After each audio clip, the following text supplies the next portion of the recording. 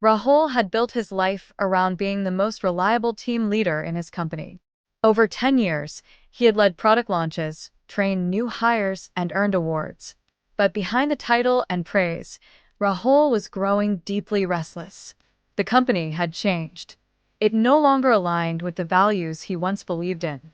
Projects were now more about quick profits than meaningful innovation.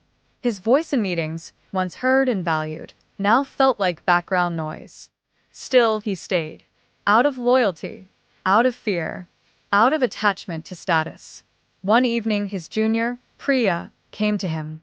"Sir," she said hesitantly, "you always tell us to stand by our values.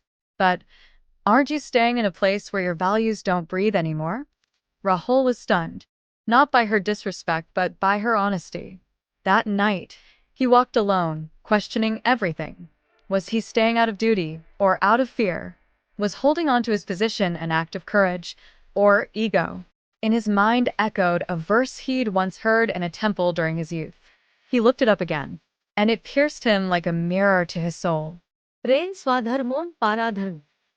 Karma kurvan noti. Translation: it is better to fail while following one's own path, Swadharma, than to succeed by following another's path, Paradharma.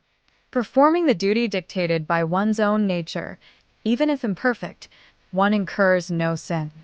Rahul realized then he had been clinging to an outer image of success while abandoning his inner dharma. His nature was no longer aligned with the corporate mold. He didn't hate the company, but he no longer belonged to its rhythm.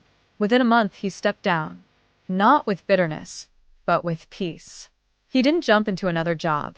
Instead, he took time to return to what once gave him joy, mentoring young minds in colleges. He began offering free weekend workshops on ethical leadership and conscious entrepreneurship.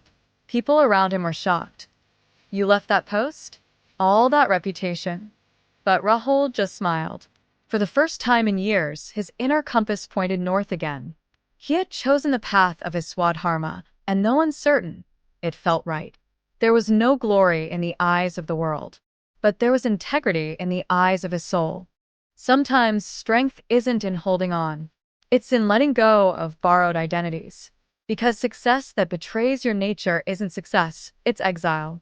Let Gita's wisdom remind us, even an imperfect step on your path is better than a perfect walk on someone else's.